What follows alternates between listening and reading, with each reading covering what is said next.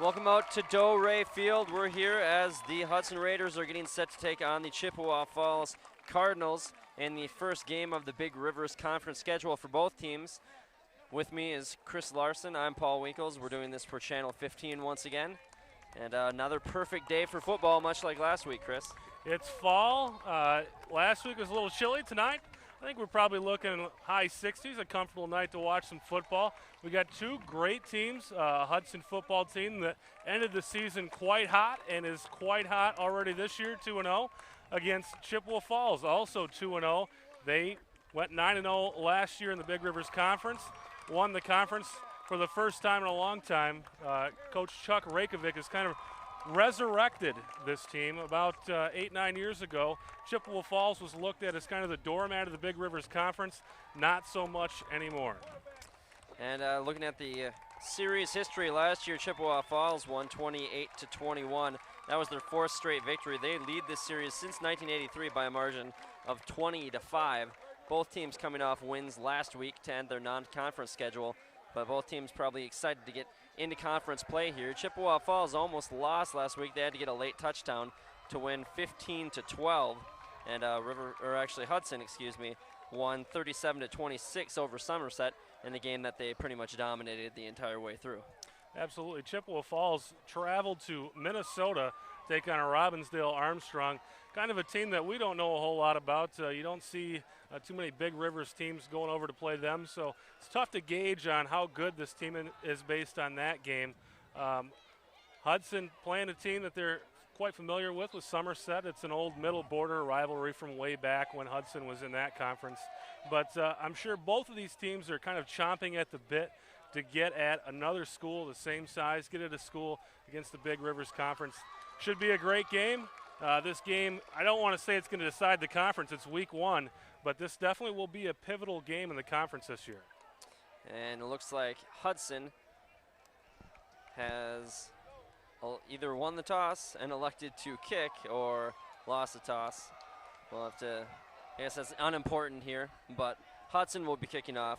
And doing the kickoffs this week is number 22, Chase Graskowitz. We saw Andy Edholm handle kickoffs last weekend, but it looks like Graskowitz is going to handle it here in Chippewa Falls as we get set on the visitors' side with all the Hudson fans getting ready for the kickoff. You can feel the intensity in the game. The Hudson student section making the camera a little shaky. And Graskowitz, though, nice end-over-end kick to about the 5-yard line, and that is returned to about the 22, push it ahead maybe to the 24, and that is where the Cardinals will bring their offense onto the field. Last week for Chippewa Falls, their main offensive weapon was Mike Adams. He took in 2 touchdown passes and led the team with 90 rushing yards, so look for him to be a big factor. And they also have 2 quarterbacks, Mitch Olson and Dustin Kalian. They each split the touchdowns last week, throwing 1 apiece. So we'll have to keep our eyes on which quarterback is in at all times. From what we know from Chippewa Falls, they're going to throw a lot of different people at you. They're a pretty deep team at all the skill positions. And you have to suspect that when they run onto the field, much like they did there, they're going to try to keep which quarterback is on the field kind of hidden. Looks like Mitch Olson this time. Right now Olson has it. He will pitch it to the outside. And the Cardinal with the ball is Michael Adams. He'll dive ahead to about the, looks like they're going to spot it at the 27, might have stepped out of bounds. So gain of a couple yards here will be at 2nd down. It'll be interesting to see how the Hudson defense reacts to what happened last week. Somerset was able to kind of move them around late in the game. We'll see how they come out this week. Last week, the Hudson defense came out really hot. See if they can do the same against Chippewa Falls. Make that a gain of 2. We'll have 2nd and 8 here. Chippewa Falls steps up. Once again, that is Olson. Olson will pitch it, and that's number 25 for the Cardinals. He'll get wrapped up. That was Jared Jacquish on the carry. Jacquish, I believe, is what we agreed we're going to call him. But he gets tackled for a loss there. I would say the defense looks like they're responding just fine. They've held Chippewa Falls to no yards in the first 2 plays. Ball at the 25-yard line. Need to get to about the 35, so we'll have a 3rd and 10 here as Hudson is looking for a quick 3-and-out on the opening drive for Chippewa Falls. Mitch Olson in the shotgun here.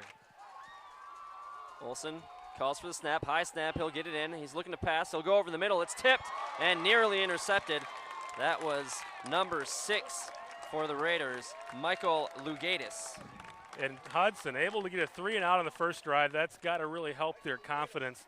Chippewa Falls is not afraid to throw the ball. They've thrown the ball about 30 times already this season, so about 15 attempts per game. So you'll see them pass tonight.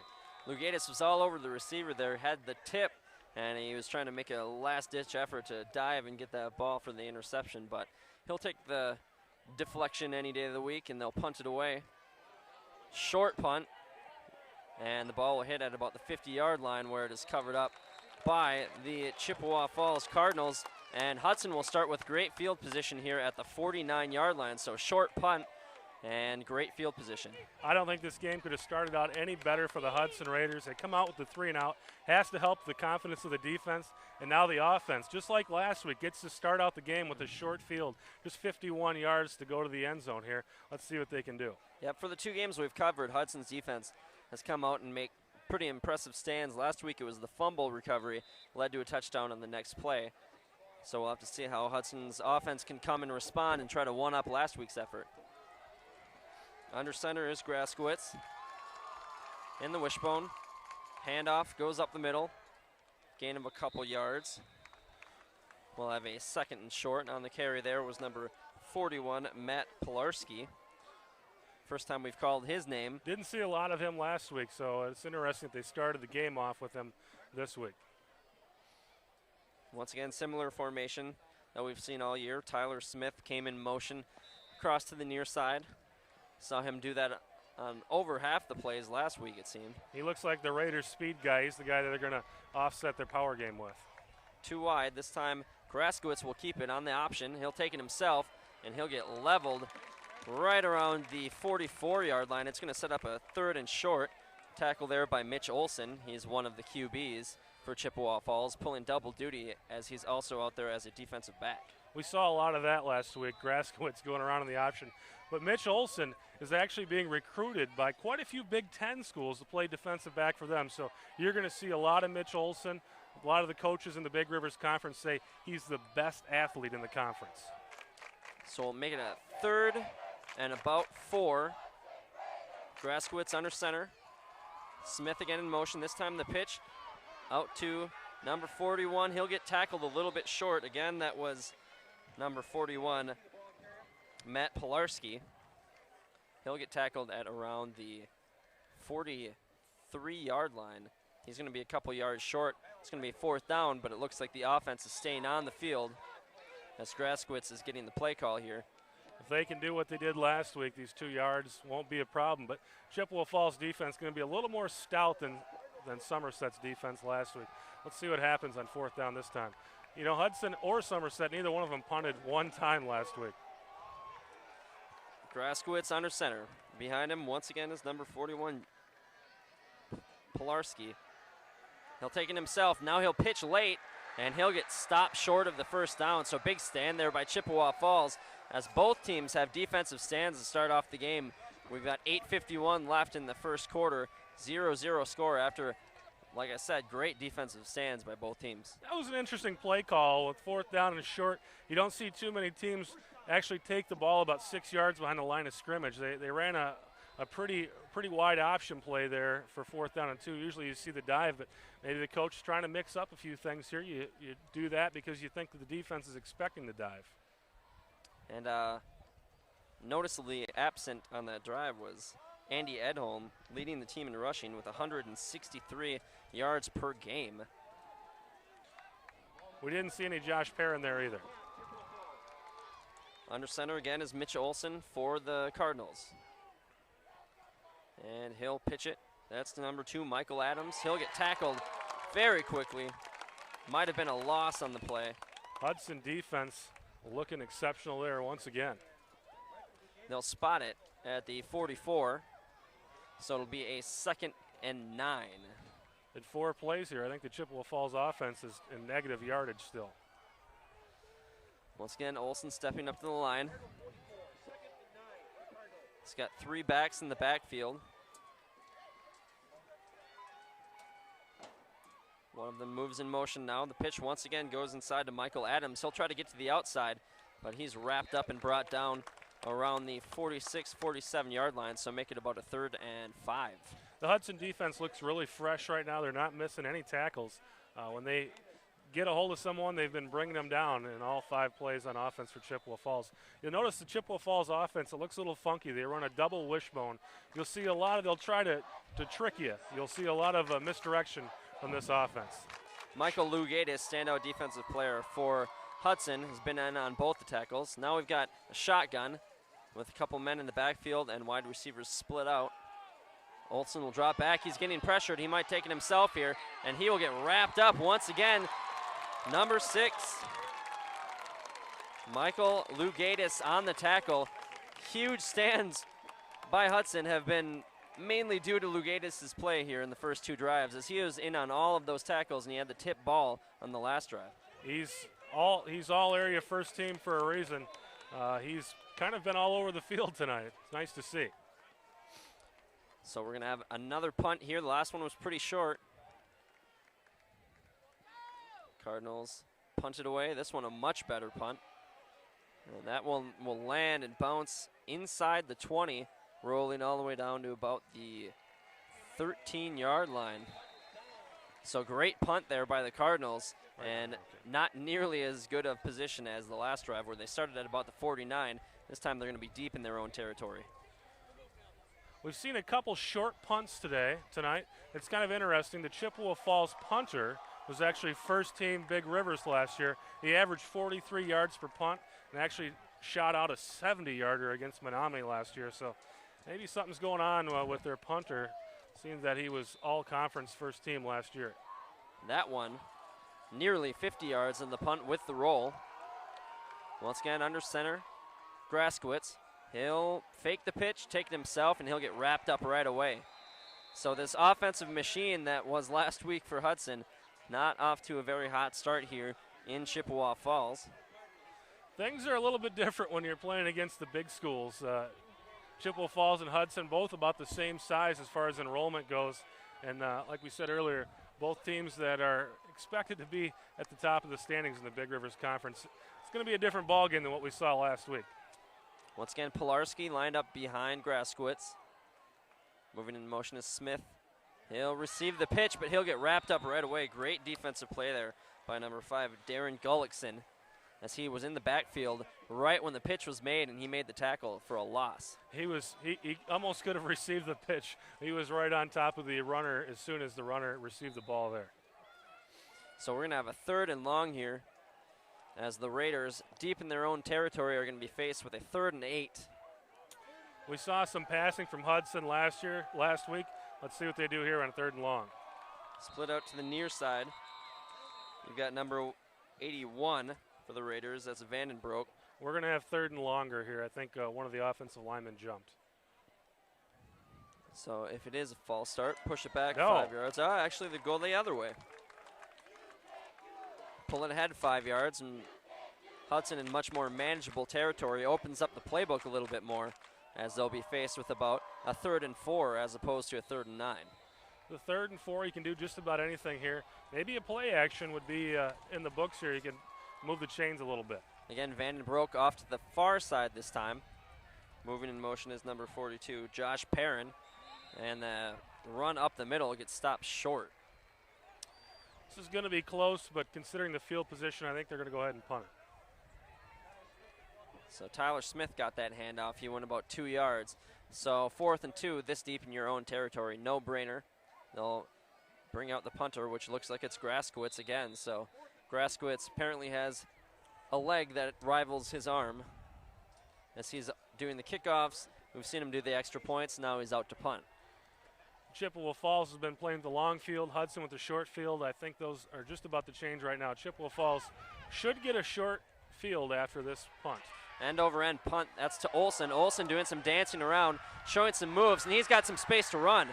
He's up to the 45 before he gets wrapped up. Flag comes out late, but you see that athletic ability of Mitch Olsen and the ability to stop and accelerate quickly and get through those holes. Looks like he's going to be the main weapon on both sides of the ball here for Chippewa Falls. That was an incredible run back, but it's going back. There's a block in the back on the return there. That flag came in pretty late. It was probably a block that wasn't really needed. It looked like it was kind of down low and towards our side of the field here. I don't think that Chippewa Falls needed to make that illegal block, but nonetheless, it's a penalty, and Hudson's going to capitalize on this. They're going to get moved back about 15 yards here. So still a nice run back, though. So with the penalty, they'll still have good field position as the officials mark it back 10 yards. So they'll start with a 1st and 10 on their own 44. So pretty much winning the field position battle here after that long punt on their last possession. And Hudson not able to get up any first downs. So nice run back again by Mitch Olson. He'll probably come back out as the quarterback. Actually, it's hard to see. It looks like he won't be. This time it's going to be their other quarterback. Dustin Kalian, we haven't seen him yet tonight. And the pitch goes once again to number 6. Actually, this was Colin Schindler with his first carry. It's almost like a hockey game. We're bringing out, the full substitution. The second line is out for this time. But Kalian, he doesn't throw the ball as much as the other quarterback does. He's only had 7 attempts this year, but all 7 attempts were completions. So perhaps the Chippewa Falls Cardinals trying to see what they can do. Bringing in another quarterback, trying to switch things up a little bit after being unsuccessful in their first 2 drives. It's something that they've done so far all season long. They play a lot of players. They're really deep. They play 2 quarterbacks consistently and sometimes 3 in a game. Kalian drops back to pass. He's hit as he throws. That one's up in the air. That'll easily be picked off by Hudson right around the 34-yard line. That is number 3, who is not on our media guide. So.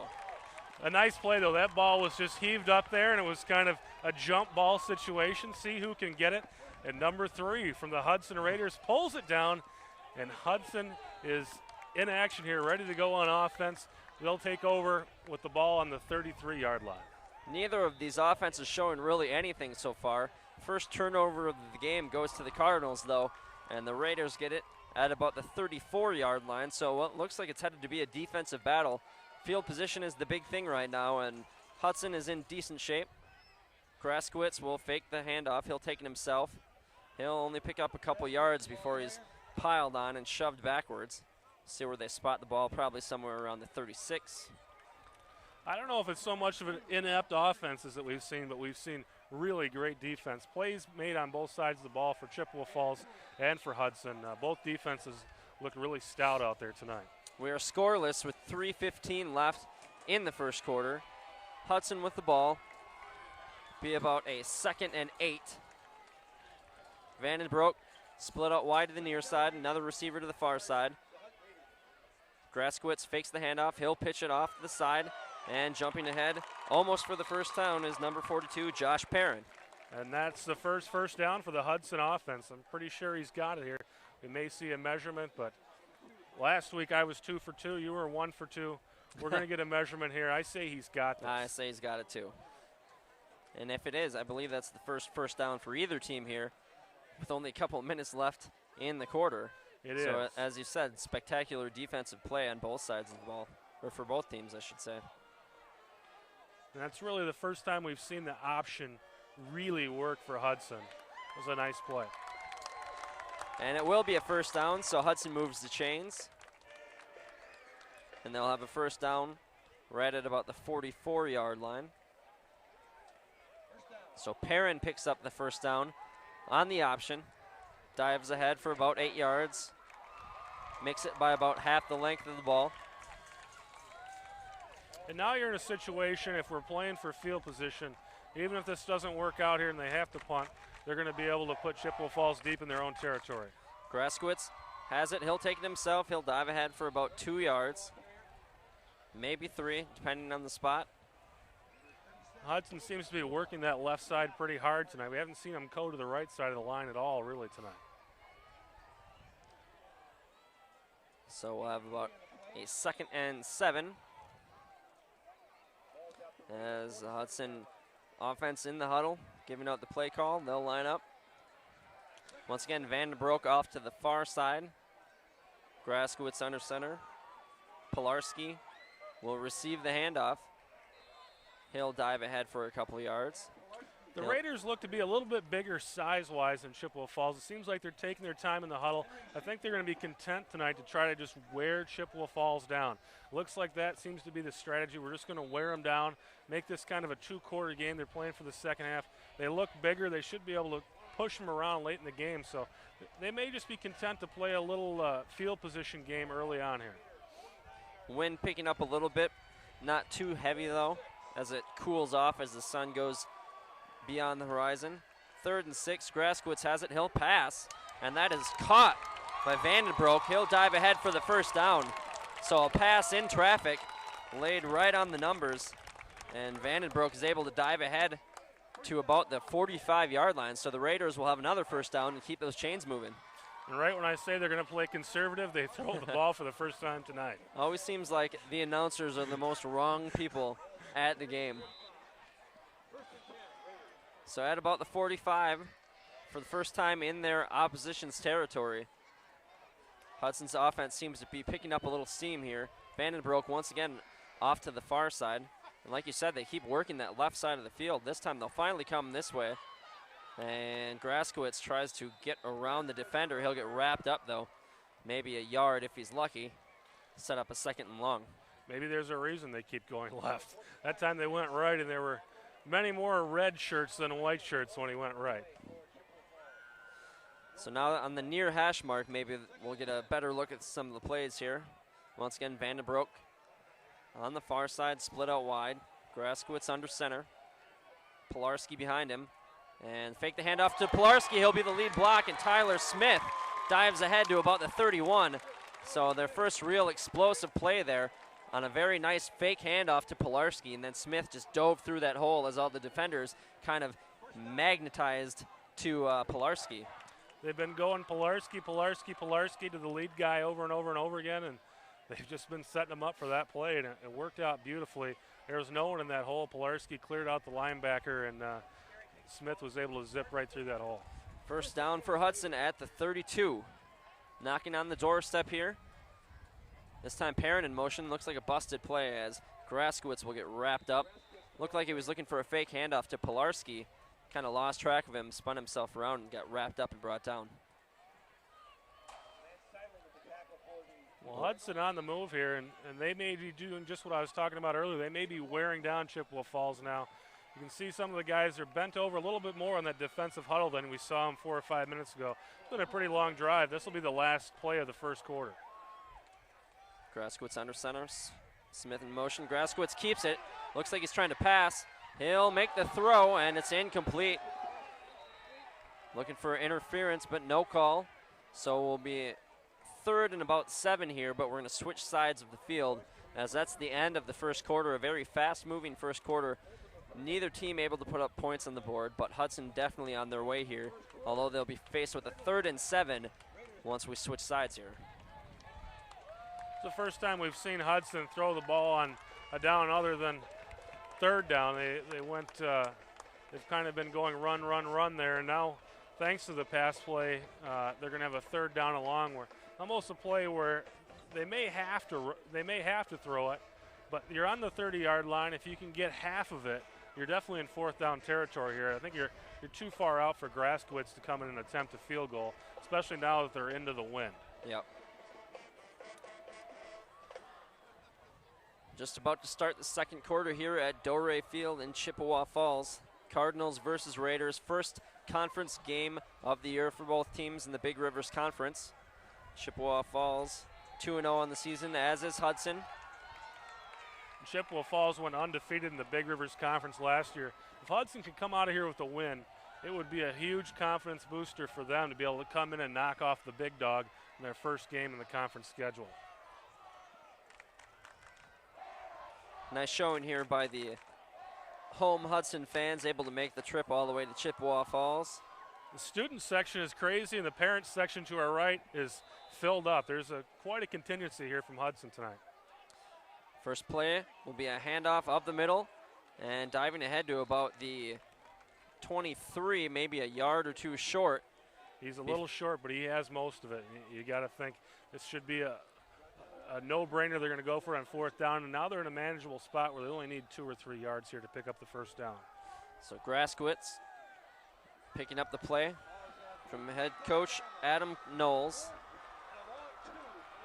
So 4th and 2 here for the Raiders. Ball spotted in between the 24 and 25 yard line. Graskowitz under center. We've got 2 men split wide, 3 men in the backfield. Graskowitz will take it himself, and he's looking for the first down. He'll get met, and he's unable to push it forward. He's going to be stopped short. Going to be short, and once again, 4th down and 2 play where they run the option. Take that ball 5 or 6 yards off the line of scrimmage. Kind of a head scratcher that we're not seeing more dives and plays like we saw that Smith had that big pickup just maybe about 4 or 5 plays ago. It's interesting, both 4th down plays here, they've run that option. Goes 4 or 5 yards behind the line of scrimmage. And it seems like most of success for Hudson today has come going up the middle with the ball, as you could see on the previous play on 3rd down when they picked up about 5 or 6 yards. And their other big run also came up the middle. So deciding to go to the outside there on 4th down will leave the Cardinals with the ball in their own territory. Wrapped up pretty quick here and brought down back around the 25. So gain of 0 on the Cardinals' first play here in the second quarter. Chippewa Falls is a fast team on defense. You start running those option plays wide, it's not really a high percentage play. You may be able to break off a big play, but it's not a high percentage play against a defense like Chippewa Falls that moves so well from sideline to sideline. Mitch Olson back under center. He was relieved last drive. Olson will take the snap and quick handoff. This goes up the middle. And a pretty good play there by the Cardinals as they had everybody moving left when the man carrying the ball dove up the middle, picked up a good chunk of yardage, and it'll be a 3rd and manageable here for the Cardinals.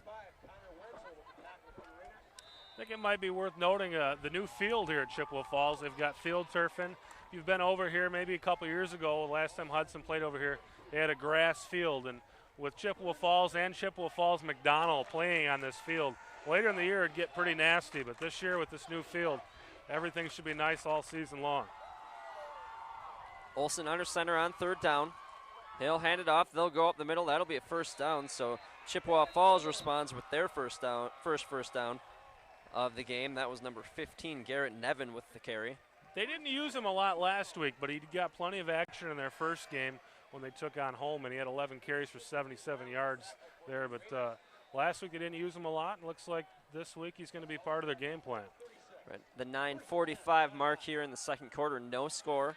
It's been a defensive battle back and forth, although the offenses seem to be picking up some positive yardage for both teams now. And that shotgun once again. Olson under center in the shotgun.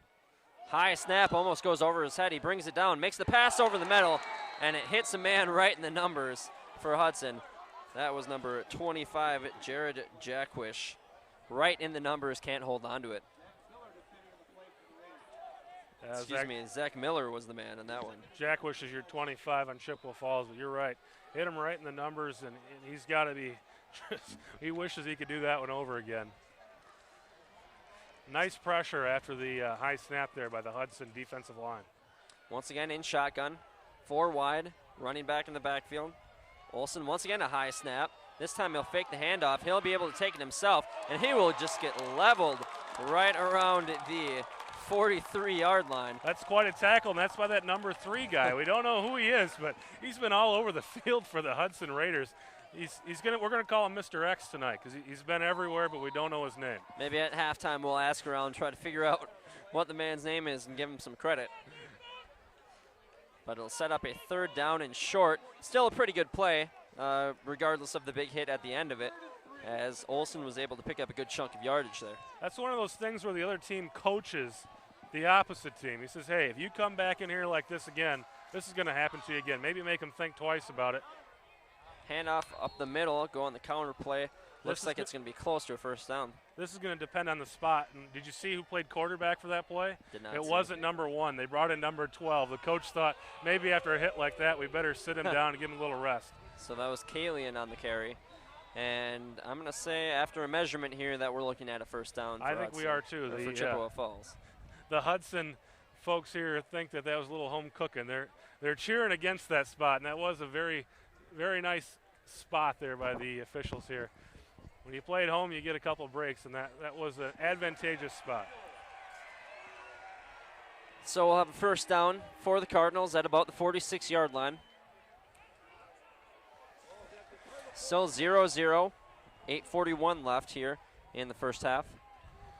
And after both first drives kind of stall out for both these offenses, we saw a Hudson drive, and now we're seeing a Chippewa Falls drive. They're starting to move the ball here.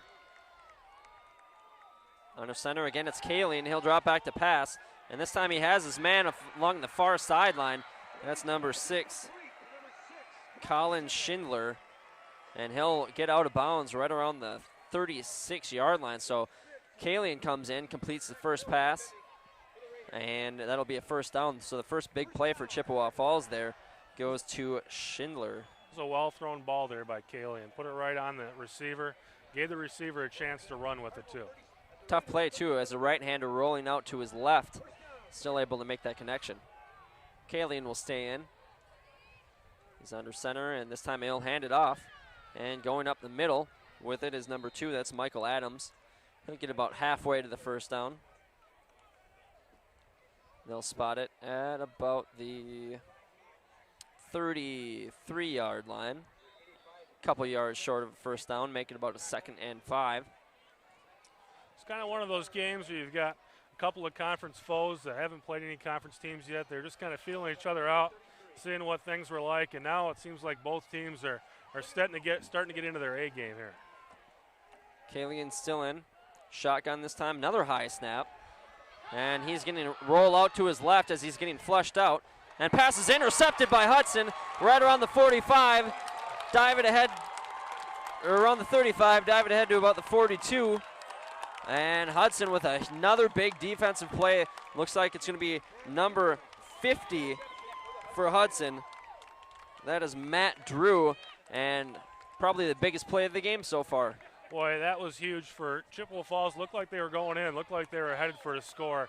They come up with a stop like that. I think Chippewa Falls needs to work on their snap if they're going to go into shotgun, because they've been having over and over again high snaps, and it's cost their offense. It's definitely giving the defensive line extra time to get to the quarterbacks, and that time it made Kalian throw a bad pass. Perrin gets to the outside on the next carry on the next drive for Hudson. He'll dive ahead for a couple yards. But definitely, like you said, those high snaps really getting their quarterbacks under pressure and causing a couple mistakes. And Drew was able to catch that one. There are a couple dropped interceptions earlier on plays with high snaps. 7:19 left here in the first half. 0-0 game. It's not like last week when offenses were going right at each other. This time they're working for their yardage. Graskowitz will keep it on the option. He'll stutter step, go back up the middle, and he'll only get to about the 48. That was a nice play by Chase Graskowitz. He was going on the option and saw that Chippewa Falls had it completely contained. He did the best he could, just went forward, tried to minimize the loss there. I think he actually may have gained a yard there, but had he continued with the option play wide, they would have lost some big yardage there. It was a nice play by the quarterback. So about a 3rd and 4 here. Graskowitz under center. He's got Vandenbroek to the outside. Couple backs in the backfield. Perrin in motion. He'll get the handoff. He's got room to run. He's up to the 41 where he is tripped up and tackled. So big play there by Perrin, as it seems like anytime he's touched the ball today, it's been positive yardage. That was the same play they ran in the last drive. They faked it to the up back and gave it to Perrin on sort of a delay, and that line was wide open. I think Chippewa Falls is over pursuing. They can run more plays like that. They may get some yards. I'd start to mix it up, maybe run some counters. It looks to me like the Chippewa Falls defense is too fast for themselves. Smith in motion, hand up the middle. This time Pilarski gets possibly his best run of the game as he picked up about 4 yards.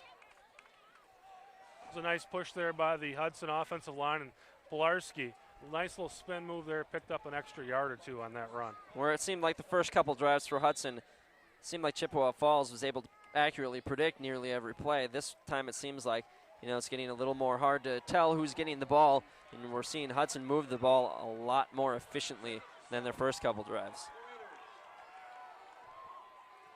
Smith in motion. He'll wait. He'll gather up the carry. He fumbled, and we'll have to see who landed on the ball. It looks like Hudson lands on the ball. I think Hudson's got it, the offensive lineman down there, number 68. You're looking at Ryan Haynes with the recovery. So good awareness there by Haynes to get on the ball that Smith dropped. We've got 3rd and long. In the last few drives where they've had 3rd and long, they've just gone ahead and run it and played for a 4th down play here. In the same field position here, you may see a 4th down again if they can get about half of this 3rd down here. 5:14 left here in the first. 0-0 still in the score. Fake handoff. Graskowitz back to pass. He'll look upfield, and it looks like it's batted away at the last second. Hard to tell with these players in front of us, but pretty good throw. But defense all over it, knocks it down to the ground, and we'll have a 4th down. And it looks like they're actually going to bring on the punt team. So in a game like this, where field position is such a big thing, maybe not a bad idea to try the punt here. If they got half of it, maybe on a run play, I'd go for it. But on the 40-yard line, 4th and 7, I think you have to punt. Once again, right there, Mitch Olson, the all-area, all-conference defensive back there to break that one up. And with the defense playing like it has, not a bad idea to punt them and punt the ball, try to get them trapped deep in their own backfield here, as the ball, though, is going to get into the end zone. So that'll be a touchback, net only about 20 yards on that punt. So a little bit unfortunate of a punt there, but 20-yard line still not very good field position with the way that this Hudson defense is playing. And you got to play the clock, too. There's 5 minutes left. The way Chippewa Falls has moved the ball, I mean, it's possible they could score. They go 80 yards in 5 minutes, but these offenses have kind of been taking it slow, taking it easy. I don't think you want to give them the ball on the 40-yard line with 5 minutes to go. I'd feel a little better about giving the ball on the 20 with 5 minutes to go here in the half. Got to give a lot of credit to this Hudson defense and the coaching staff. After last week, seems like they couldn't stop anything, especially after the first couple drives where they had some nice stops, and then they just gave up score after score. But definitely shutting them down this week. Once again in the shotgun, Chippewa Falls. And this is Olson. Olson will hand it off, and dancing across the middle and near the 1st down marker was Garrett Nevin. So we'll have a 2nd and short here as the clock continues to tick down towards that end of the first half. And I think the Hudson Raiders would be happy to have this happen for the rest of this drive here. If they can just give up 4 or 5 yards of play and have that clock just keep on ticking, they'll be able to get into the locker room here with a tie ball game, and they get the ball first in the second half. 28-yard line, 2nd and 2. Olson under center again, shotgun, 4 wide. Seen this formation a lot today. Snap to Olson, he'll hand it off. Coming across the near side is number 2. He'll dance around the sideline. He'll try to get past that 1st down marker, which he definitely does by a couple yards. That was Michael Adams. Well, they got 10 yards, but it's going to take them about 1 minute and 20 seconds before they run the next play. So 2 plays, 10, 12 yards in 1 minute 20. The Raiders will take that. Just keep them contained. Don't give up the big play. Don't let anybody get past your defense here. Just keep everything in front of you, and we'll go into the locker room in good shape. Olson under center again. This time they'll bunch everybody up around the line of scrimmage here. 3 men in the backfield. And they had a Hudson player jump a little too soon. That was number 90.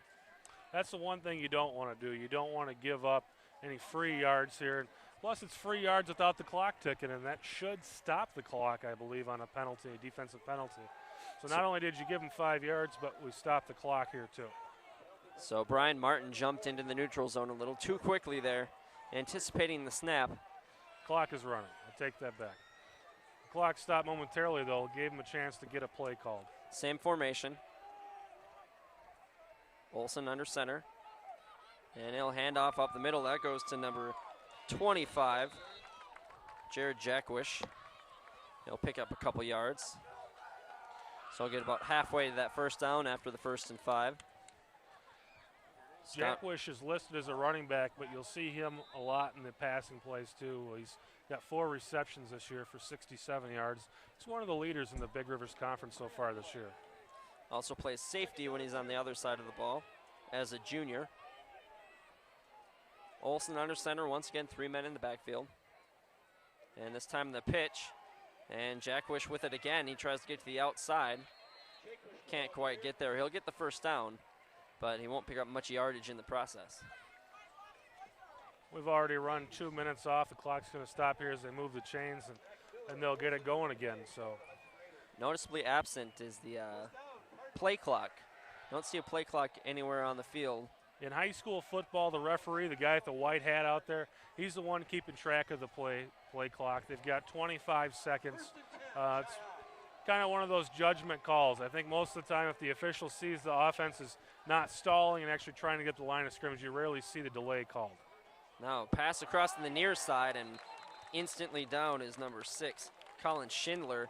He caught the pass laterally from Mitch Olson. Quick pass to the outside as he was also in the backfield, but he fell down, and instantly down once you hit the ground in high school football. He made a good play there to get that ball, because if he doesn't catch that ball, that's a live ball. The quarterback threw that backwards, so that was a great play just to pull that ball down. Shotgun 4 wide, man in the backfield, Olson under center. Takes a snap, high snap again. This time they throw it to the outside, almost the same play, they just flipped it.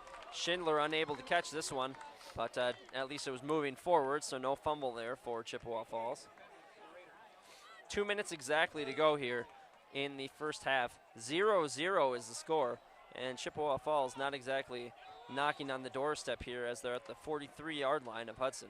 3rd and 15 as well. I think you definitely have to play the pass here. Just like I said, keep everything in front of you. It's 3rd and 15. You get a stop here. You get the ball back and probably just kill it, go into the locker room, but 0-0 tie. Got 3 wide with a tight end on the end. 1 man in motion. That's Adams.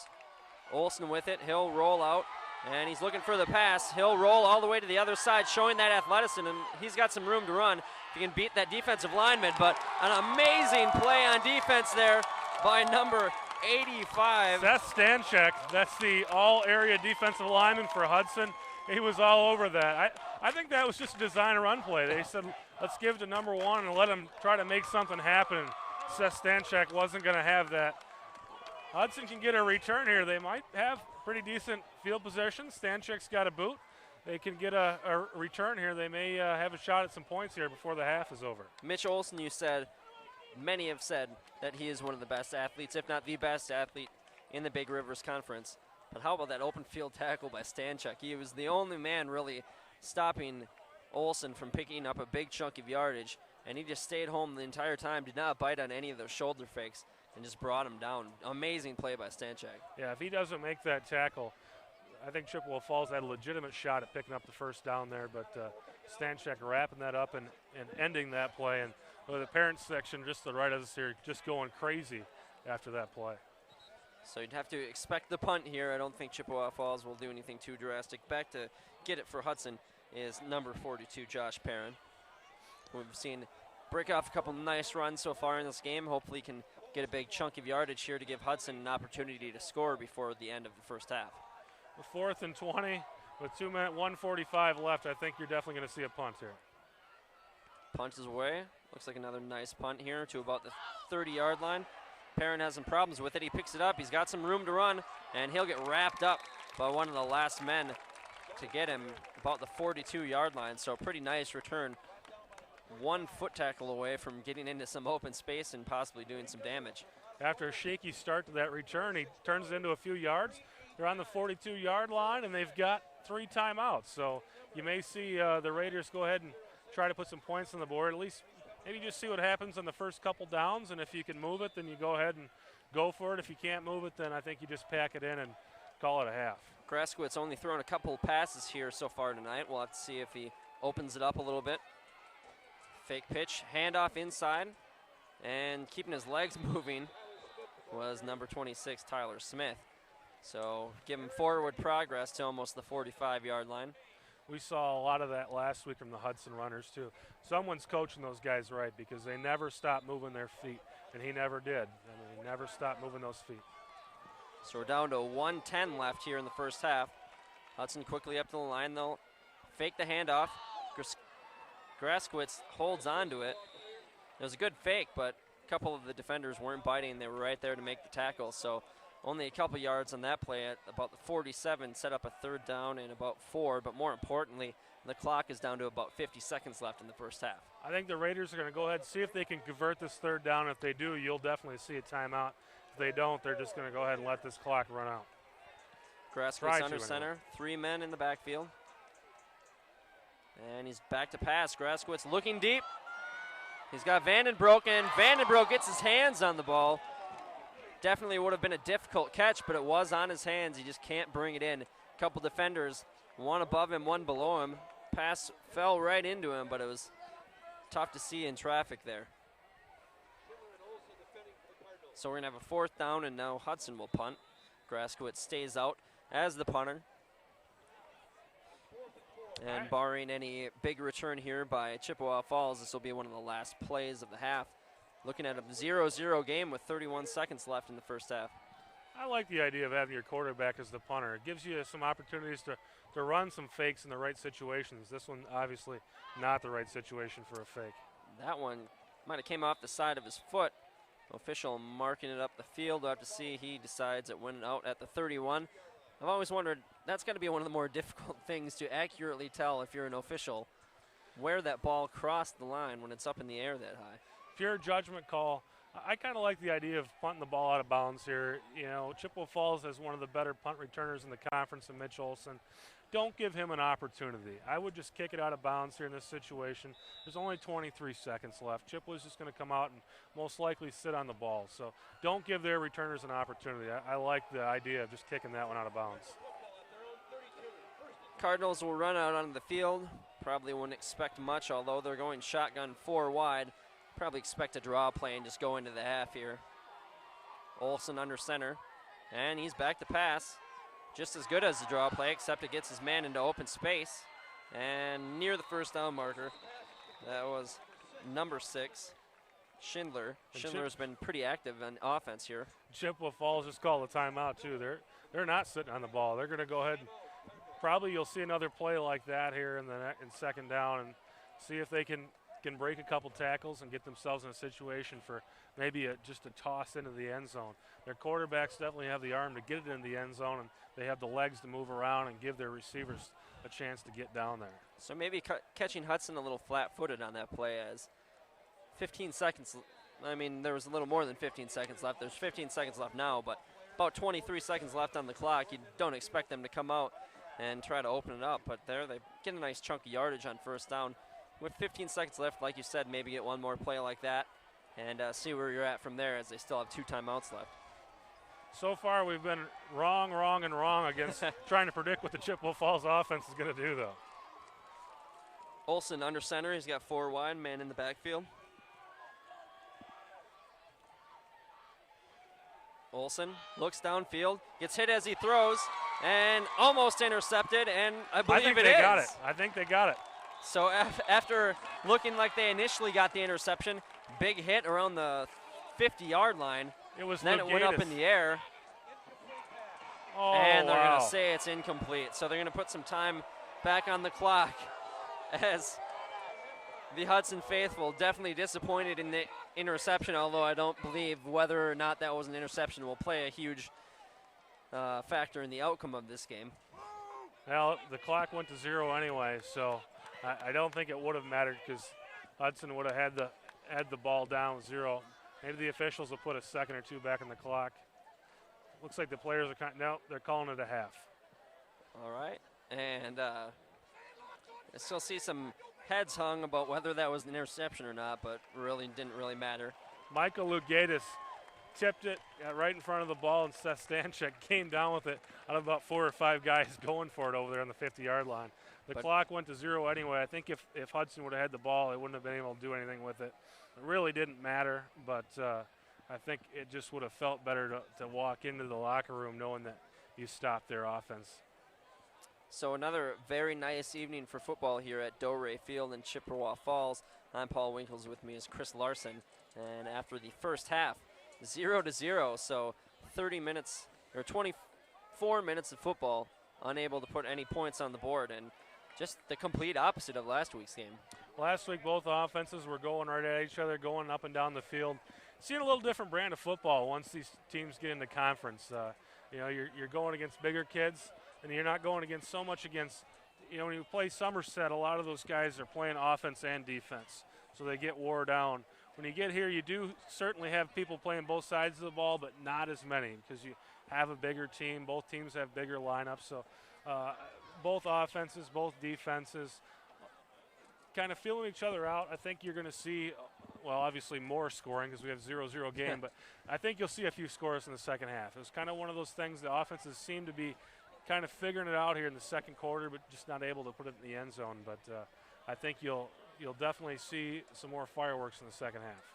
So Hudson, which has won by 36-13 and 37-26 scores in their first two games, opened up the conference season by putting up a 0 on the board in the first half, but very good defense by Hudson, and more notably, all game long it's been that number 6, Michael Lugatis for the Raiders, who's been all over the field getting a couple sacks and getting the big interception as well.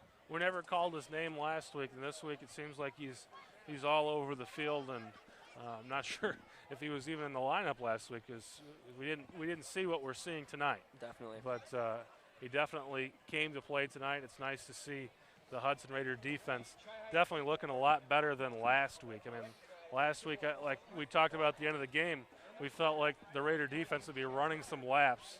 But the way they played tonight, I don't think you're going to see any laps. And as far as the offense goes, I don't think the offense has really been bad. I think the Chi-High defense has just been on top of things, very fast, and they're not allowing Hudson to get into a lateral game at all. Most of the yards from the Hudson Raiders have come from up the middle. So as the band is on the field, we will take a break, and we'll come back for second half action at Doray Field. 0-0 after 24 minutes of football. Hudson versus Chippewa Falls, and the first game in the Big Rivers Conference schedule for both teams.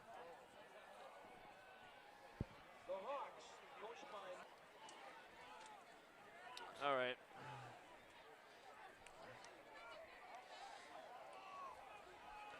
All right, we're back at Doray Field. Paul Winkles with Chris Larson. We're about to have the opening kickoff of the second half. 0-0 in the first half. Neither team able to get on the board. Big defensive stands back and forth. Couple turnovers. And Hudson's going to start off the ball here. After they kicked off in the first half, they'll receive in this half. And just been a defensive battle through and through. We'll see if Hudson can break through here in the first opening moments of this third quarter and try to put some points up on the board. That Hudson student section once again going crazy. Reminiscent of Mile High Stadium in Denver when they used to have the aluminum bleachers. The whole place would shake when they're going crazy. Good news is we're going to get our picture back in about 5 seconds after this kickoff. So out to kick is number 6, Schindler. Schindler has been busy on offense, and he uses that stretched out leg to kick it up into the back of the end zone on the first kickoff that Chippewa Falls has had tonight. So Schindler kicks that one out of the back of the end zone. We'll have a 1st and 10 from the 20-yard line. Hudson's starting out. Chippewa Falls has a ton of weapons on offense and defense, and you got a kicker that can kick the ball out of the back of the end zone. That's definitely a weapon too. That'll help you out throughout the season here at the Big Rivers Conference. If you can make your opponent start their drive on the 20-yard line, that'll help out big time. Starting at their 20, similar formation to what we've seen all night. Vandenbroek here on the near side. Graskowitz under center. He's got Pilarski behind him. He's also got Perrin and Smith. This time it's Perrin in motion. Handoff to Pilarski, and he'll run up to about the 25 before he's met and stopped. So nice opening play here for Hudson on the first play of the second half. You think they might be setting up that little delay once again? Maybe just pound with Pilarski and you get 3 or 4 yards, and then they'll run that delay again. We'll have to keep an eye on that play. We've seen Graskowitz throw a few passes as well. He's only completed one of them. This time he'll take the handoff himself. He'll find some room up the middle. He's to the near side, tackled at about the 34-yard line, but not before a first down. So Hudson moves the chains here. Only took him 2 plays to do it. So looking good so far with their halftime adjustments. And that's Graskowitz's longest run of the game here. Last week he really broke loose quite a few runs. This week Chippewa Falls defense has kept him contained, but that time kind of got through the first line of defenders and got into that second line before he was pulled down. So at the 33-yard line, first down for the Raiders. Graskowitz under center, takes the snap. He'll fake the handoff, keep it on the option. Now he'll pitch it off to the sideline, but just not enough space after that pitch. Everything got bottled up right around the 34-yard line, so it looks like a gain of nothing, if not a loss of a yard. We talked in the first half, Chippewa Falls was really fast laterally. That option You know, Grasquitch pitched that out, but that play had no chance. He pitched it out, and in the back there was completely covered up the second he had the ball. And he hesitated a little bit as he ran to the near side. And if you hesitate with that option play, it just gives the defense plenty of time to get set. Grasquitz back to pass on this play. He'll look to the far side. He had Vandenbroek open and maybe threw it a little bit too high, even though it hit Vandenbroek in the hands. So a catchable ball, but maybe a little overthrown. Chippewa Falls put a little pressure on Grasquitz there. I think that may have caused Grasquitz to put a little more on that throw than maybe what should have been. He probably should have had a little more arc on that throw, and it would have been catchable. PA announcer just called him Vandenbroek, so we'll go with that for the rest of the game. Vandenbroek split out to the far side. Once again, Perrin, Pilarski, and Smith in the backfield. Grasquitz takes the handoff. He's back to pass again. He's getting pressured. He'll go deep. He's got Perrin, and that will be intercepted by the Cardinals at the 30-yard line. So as good as a punt, I guess you could say, even though that was on third down. That was definitely as good as a punt. There's nothing wrong with that play call. You throw it deep. If you come up with it, hey, you've got a first down. You're deep in the Cardinals' territory. If you don't, it's just as good as a punt, and they didn't have an opportunity for a return there. Chippewa Falls came down with the ball, but they were down. No problem with that play call at all. So threw it up to Perrin, but he had two defenders all over him, and the Cardinals were able to haul it down for the interception. That'll hurt Chase Grasquitz's stats, though. Maybe he doesn't like it. But as far as the team concept goes, nothing wrong with that play call at all. And now the pitch on the opening play for Chippewa Falls, and they'll get wrapped up. With the carry was number 2, Michael Adams, but he got met and stuck right around the 31 or 32-yard line. Lugatis on the tackle. I like what I see out of the Hudson defense tonight. The first guy there to the ball really didn't attempt to tackle. He knew there was guys behind him. He went right for that ball, tried to strip it. If he would have stripped that ball, the Hudson offense would have been starting out in great field position. Olson under center again. We've seen way more of Olson than we have of Kalian. Kalian we only saw on one drive and maybe a play sparingly here and there, but Olson has been under center for the most part. And he'll pitch it off to the near side. See a lot of misdirections here by Chippewa Falls, and then breaking through is Adams. He'll get all the way up to the 46-yard line. So as I was blabbering, he was moving his legs through the hole, and he picks up the first down. He had both touchdowns for Chippewa Falls last week. Both were on receptions, but there's a lot of want to in that play there. He ran through some arm tackles and busted through for that first down. So Chippewa Falls will have the first down here at the 46-yard line. Once again, 3 backs in the backfield. Olson under center. Got a man in motion.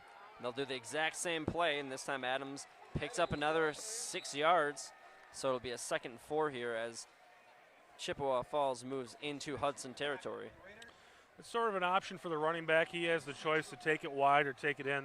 Last play he took it a little more wide. That time he took it inside, but both times about to pick up 7-8 yards. This time Chippewa Falls will have looks like about a 2nd and 4.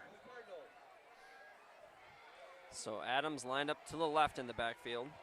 Back there also is Jackwish with Olson under center. Pitch goes to Adams again. He'll go up the middle. He'll get the first down and more as he rolls forward. He's all the way down to the 37. So Michael Adams coming out here strong in the second half as he's picked up another first down, marked at about the 38-yard line. And Chippewa Falls putting together their nicest drive of the game here. We saw the Raider defense really start to break down in the second half last week.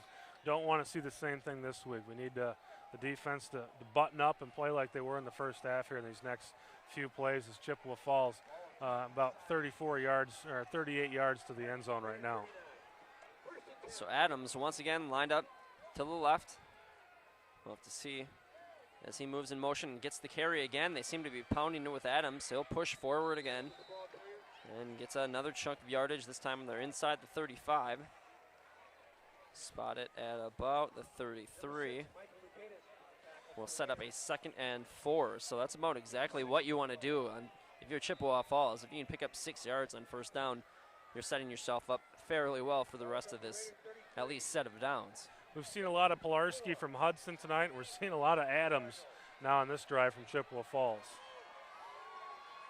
See if they continue to go with the hot hand. Olson under center. Does a hard count. This time they'll hand it off to Jackwish. And he gets tackled. Looked like the ball came loose there. We didn't get to see it from our perspective, but the Hudson players were kind of diving in on that pile like the ball was loose. But nonetheless, a pretty nice stop there by the Hudson defense. Third down and about 3 here. Actually, they'll spot it at the, looks like the 30, so it'll probably be a third and a short 2, as I see the marker on about the 29-yard line. Olson under center. Takes the snap. He'll hand it off, and running up the middle is Jackwish. He'll easily get the first down as they're down to about the 13-yard line. 23 there. Yeah, excuse me, 23. So moving close to the red zone here as Chippewa Falls continues to move it deeply into Hudson's territory. Looks like Chippewa Falls has abandoned that pass. They're just run, and it's been quite effective here in this second half of play. Saw a lot of 4 wide in that first half. Haven't seen it yet as we've seen the split backfield with 3 running backs. This time again it goes to Adams. He'll get wrapped up and thrown down. Huge play there by number 85. Stanchek all over that play. We saw a ton of Seth Stanchek in the early goings of last week's game. Now this week, he kind of disappeared in that second half. But this week, keep playing throughout the game here.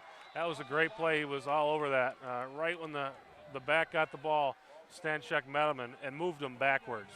Stanchek had a huge play in the first half where Olson looked like he had a lot of room to run. An open field tackle by Stanchek really shut down one of their drives in the first half. Olson back under center, same formation they've been rolling with this entire drive. Olson takes the snap. He'll hand it off. No, he'll keep it himself. Actually, that's a handoff and a touchdown for Michael Adams as he will take the misdirection and run it all the way to the end zone for this. So the first score of the game goes to Chippewa Falls. Cardinals are up 60-0, and then pending the extra point, they'll have a 1-possession lead. He was the big play guy for the Cardinals last week, and it seems like this drive they really tried to establish him. The next time Chippewa gets the ball, if I was Hudson, I would just key on that number 2 because he's the guy that is making the plays, and last week he did the same thing. So he's the guy you want to look out for if you're the Hudson Raider defense. And the Raiders defense looked about as confused as I was on that play, as Adams is able to run it about 23 yards in the end zone. So at the 5:45 mark in the third, first score of the game goes to the Chippewa Falls Cardinals, find themselves up 7-0. And with that offense that Chippewa runs, it is very confusing. To be on the other side of the ball against that kind of offense, you never really know who is getting the handoff there. Everybody has to be disciplined. Everybody has to stay in their lanes. And if they don't on defense, it'll lead to a big play like we just saw right there.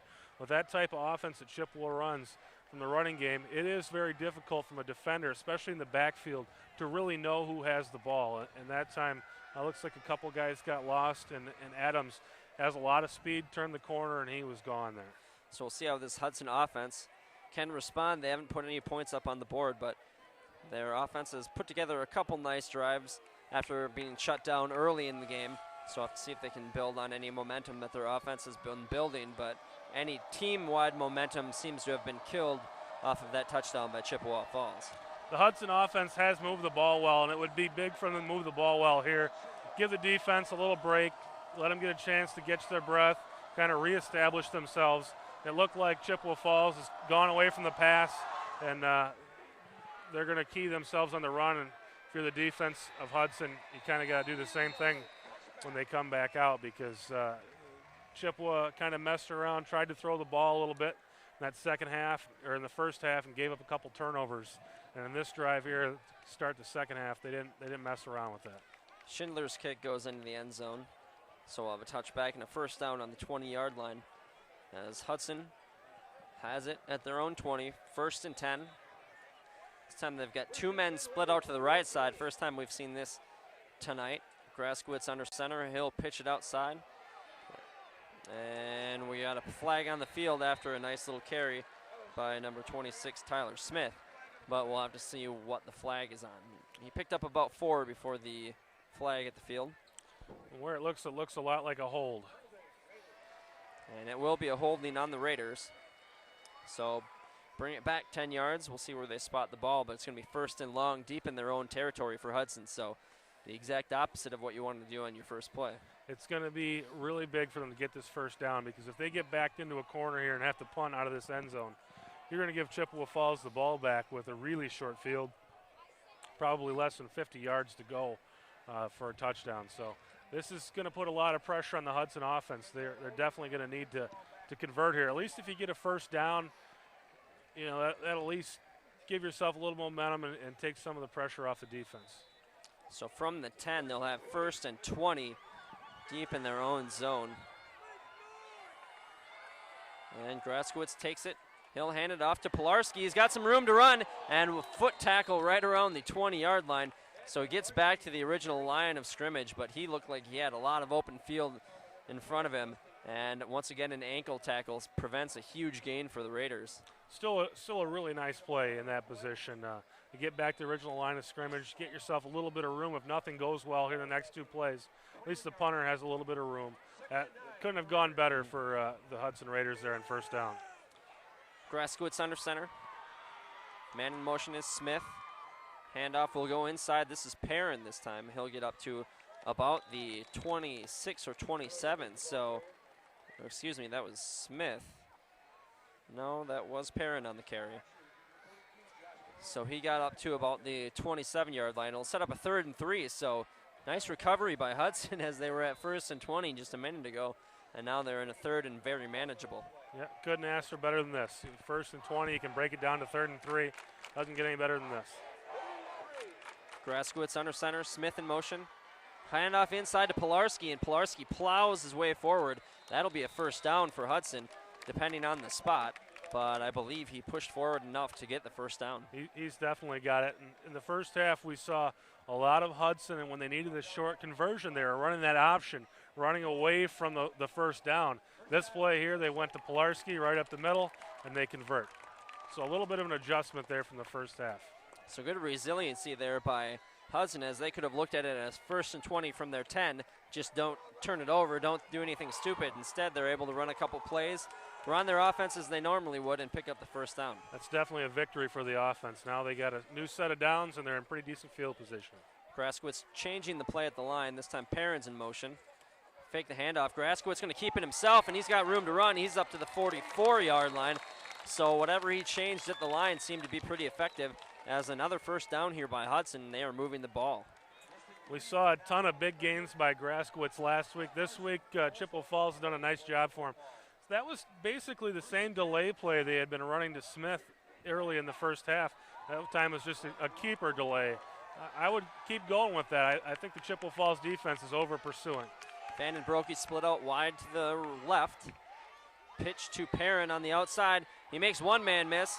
He makes another man miss, and he's able to spin his way up to about the 49-yard line. So turns a negative into a positive there as he's able to pick up about 4 yards on the play. Looks like he could have been tackled for about a 4-yard loss. Absolutely, really nice run there. The Chippewa Falls defender had the first contact. He was 3 or 4 yards deep. Kind of ducked, and the Chippewa Falls defender got a little piece of his helmet, but no face mask, and Perrin kept on going, made it a gain. Van Brokey outright, 3 men in the backfield. Once again, Smith moves in motion a little bit early. It looks like Graskowitz is changing the play at the line again. Perrin takes the pitch, and he's able to take it up to about the 50-yard line, but looks like Graskowitz almost lost the handles on it there. Hudson really fortunate that ended up okay. But once again, they keep going to the outside, and Chippewa Falls seems to be all over that outside play. They're pursuing hard. I'd get a counter in there, or maybe some more of that delay, and I think you could break off some big plays, because Chippewa Falls is going to the first sign. If they look like they're going left, the whole defense goes left. Yep, been going left all game, has Hudson. Graskowitz under center. Perrin in motion. He'll take the pitch, and he's got some room to run. He'll get the first down and more. He's down to the 39-yard line. So nice carry there by Perrin as he takes the pitch from Graskowitz, and that'll be a first down for Hudson. Second time in 3 plays, Perrin gets the ball, makes something out of nothing. I mean, that was another play, just a little pitch out there. Chippewa looked like they had quite a few guys in that area, but Perrin just slashed through there and picked up the first down. Van Brokey out right, 3 men in the backfield, Pilarski, Perrin, and Smith. Graskowitz under center. Smith moves in motion, but the handoff to Pilarski, and he'll pick up another first down. As Hudson is down to the 27-yard line, and we've got a Cardinal hurt. We'll see, he's getting up rather slowly, but they'll actually spot it at about the 28, but a first down and a very nice run by Pilarski. Remember last week we kept seeing that Pilarski play, and it wasn't getting any yards. This week they've broken a couple of them, had some nice gains out of that little dive. Down to 2:13 left in the third quarter, 7-0. Chippewa Falls is up, but here comes Hudson. In motion is Smith. He has the carry. He's got room to run again. He'll get down to the 22, 23-yard line. So chunks of yardage are just flying off for Hudson. And they'll have a second and about 5. So this offense seems to have come alive after that touchdown by Chippewa Falls. Maybe a sense of urgency as time is winding down. We're almost into the fourth quarter, and they haven't put a point on the board yet. They're moving the ball now, though. Seems like both teams have kind of vacated that pass, and they're just running the ball. Graskowitz fakes the handoff, then he goes inside to Perrin. Perrin will carry it. He'll be near the first down marker. We might have a measurement here. That's the first time tonight that delay play hasn't gone for big yards, but I think it will get a first down there. They'll say a gain of 2. They'll say it's third and short, as the ball is at about the 20. First down marker seems to be at the 21, so 3rd and 1. Graskowitz under center. Got a different look in the backfield here, almost a strong formation, as we'll have the handoff, and Perrin will just follow his blockers. He'll get all the way down to about the 15, so that'll be a first down for Hudson, and the first time you've really seen a power formation in which they were able to follow a lead blocker in front of them. Yeah, I thought you'd see Pilarski on that play with the success he's had tonight. I thought you'd see Pilarski, but they used him as a blocker that time, and Perrin fouled him right into the hole, picked up the first down. So 51 seconds left here in the third quarter. Now Hudson is knocking on the doorstep. Back to the similar formation. Smith in motion, and it looks like Graskowitz is going to call his own number. He'll hang on to it, and possibly a gain of nothing there, maybe a yard, depending on the spot. It'll set up a second down, and that might be the last play here of the third quarter, depending on how Hudson wants to play it. Looks like you're going to see one more play here. Graskowitz gets in the huddle. And they'll get lined up. Vandenbroeke out to the left. Graskowitz under center. This time it's Perrin in motion. Handoff to Pilarski, and he's bottled up quickly. Maybe a gain of a yard or 2. As the Cardinals push Pilarski backwards, they want to fumble, but play was stopped dead. That's the first time they've really been able to stop Pilarski and not allow him to get into that second level, into that linebacker area. That time the defensive line had to stop on him. Hudson's going to have about a 3rd down and long here from the 14-yard line. Be interested to see what they do at this point in the game. You know, they've got a kicker, Chase Graskowitz, that could make some field goals for them. Whether or not they take a chance or just try to go ahead and make it 4-down territory, run a couple times. You've got 7 yards to pick up, see how it goes here in this 3rd down and long play. And I'd definitely expect them, if it gets down to 4th down, to go for it. In this situation, I mean, the way the game has been going, you almost have to go for it. A field goal, you know, will get you within a touchdown of taking the lead, but you're still going to have to march all the way down the field, and with how much time it just takes one of these teams to get down the field, you can't expect too many possessions for either team. The ways Chippewa Falls has moved the ball in the second half, yeah, you don't expect to see any passes. They were throwing the ball all over the place in the first half, but in the lone drive that they've had in the second half, took a ton of time off the clock and just were content to run the ball and did it quite successfully. This is certainly a big play for the Hudson offense. A 3rd down and about 8.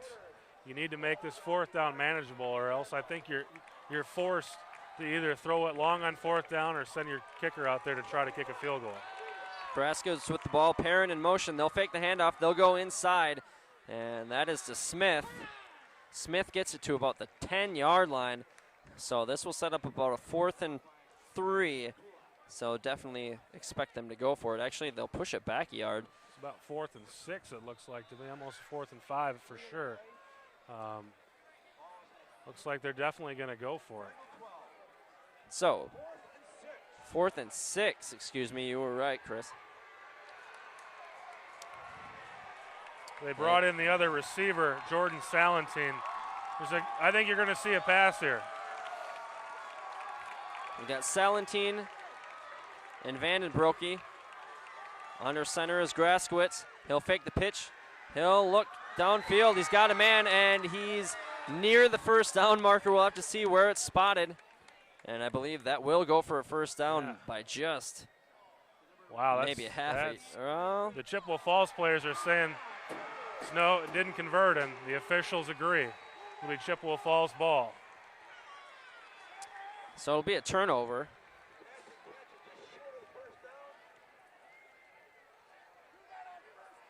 And we've got some upset fans here for Hudson, but.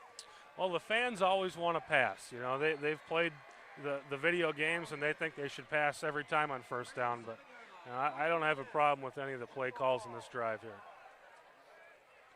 So Hudson's defense is going to have to get a big stand. So the silver lining, of course, is that they've got good field position here as Chippewa Falls has it at around their 12-yard line. So if you can get some pressure on them, maybe cause a turnover.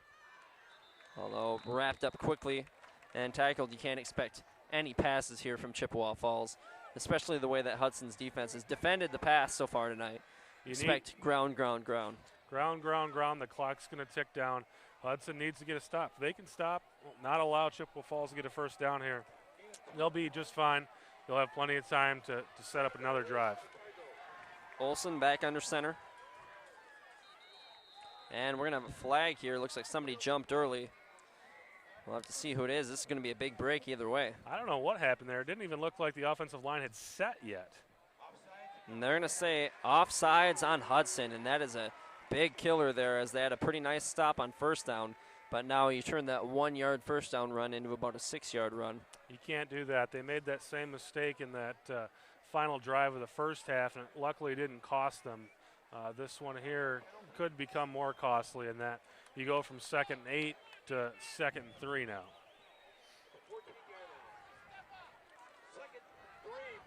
Second and 3, Olsen under center.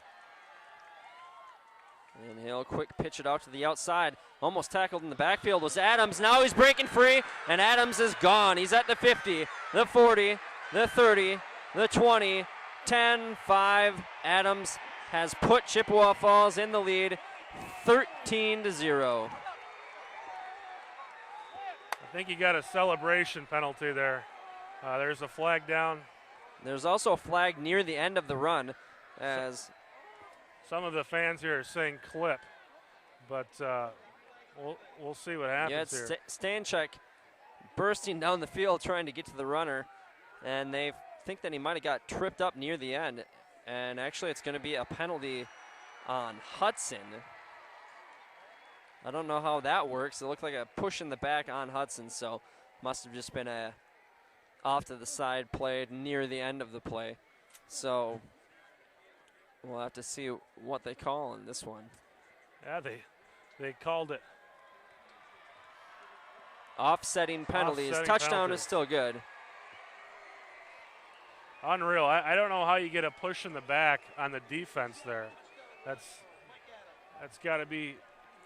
If it was a push in the back after the play was so far done, that would more or less be a unsportsmanlike conduct as opposed to the push in the back block, which was signaled.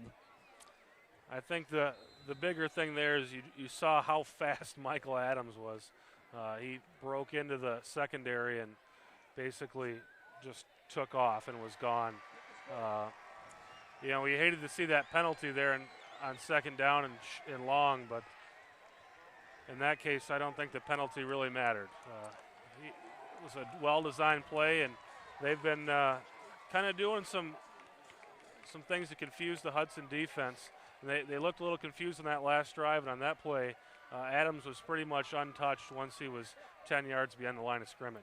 Yeah, Adams got almost brought down behind the line of scrimmage by one of the Hudson defenders, but right after that, he just burst through, found a hole, and you really saw him accelerate once he was able to shake off that first tackle, and he was gone. Good pursuit at the end by the Raiders with Seth Stanchek.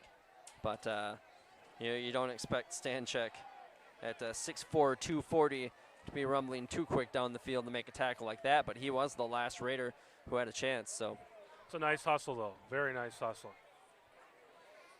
But now completely changes the game, as it looked like Hudson was looking for a big stop to try to get it back and tie the game. Now they're going to have to open it up a bit and try to get a couple scores here with only 10:09 left in the game.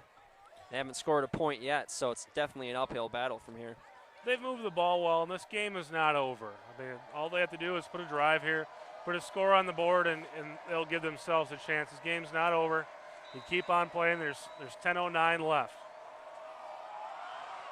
And because of the penalties, Chippewa Falls will be able to kick from the 50, and the ball is fumbled a little bit on the recovery at about the 19-yard line, so it's just instantly downed by Hudson.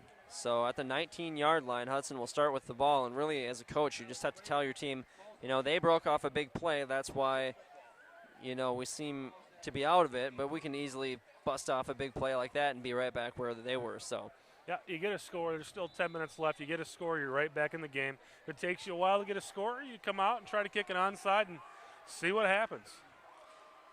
Graskowitz under center. In motion is Smith. He'll get the handoff on that draw and almost gets ripped out of his hands. We'll have to see. It looks like the ball is behind him. Smith doesn't even have the ball as he's on the ground. And they're going to call him down, though, and with no instant replay in high school football, Hudson will hold on to the ball. And Chippewa Falls, now they've got a bit of a cushion. You may see more of that. They may just go ahead and try to force a turnover, not so much worried about making a tackle at first touch. May go ahead and just try to rip and try to force a turnover and end this game. 2nd and 7 from the 21. Graskowitz under center. Hands it off up the middle. That was Tyler Smith. He'll bring it up to about the 25. Got some action after the play. No flags thrown, though. So we're going to have 3rd and short here. Now this is an opportunity if you're going to try to open it up and pass. This may be your chance to do it. 3rd and about 3. You can see the Chippewa defense figuring out a run here. Graskowitz under center. Smith in motion. And now we're going to have a flag on the play. It looks like somebody jumped early. I think it's the Chippewa defense. Looked like the nose guard took off a little early. And yes, you are correct. Offsides on the Cardinals. 5-yard penalty. March it forward. That will be a 1st down. And let's see if Hudson can follow up the penalty much like the Cardinals did on their last drive. And that's another great penalty. The clock stops momentarily, gives Chippewa a chance, or gives Hudson a chance to huddle, but the clock stopped. Graskowitz under center. This time Perrin in motion. And Smith will get the carry. He's brought down initially. Keeps his legs moving forward. He'll only pick up 2 or 3 yards, so not as exciting of a play as the student section would like you to believe. They were just happy to see him to break out of the first contact there. And once again, the Hudson running backs always keep their feet moving. It's a nice thing to see out of some young running backs. So gain of 2. We've got 2nd and 8. 8:19 left here. As Graskowitz hits Vandenbroek, he's got some space. He's down to the 30, to the 25 where he's tackled, and looked like he fumbled the ball, but he stepped out of bounds first. So the 22-yard line, and there's that big play that we were hoping for Hudson on the pass out to Vandenbroek, and he's able to scamper down the sidelines, and Hudson is right back in business.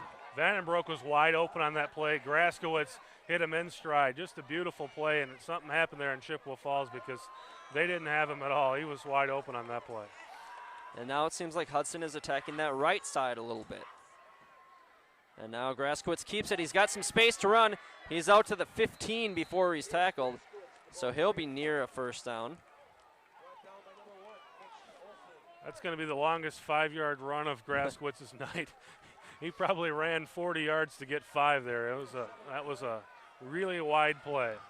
So he had some space there, though. We'll have a 2nd and 3, and that play a couple plays ago to Vandenbroek, it was huge, as we're only down to 7:35 Hudson able to possibly score quickly here, they'll be able to kick it off normally and make a stop.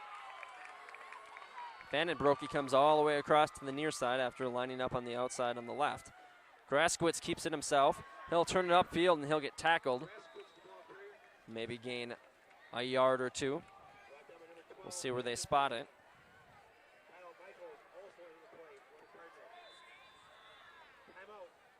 We'll have a timeout here for the measurement.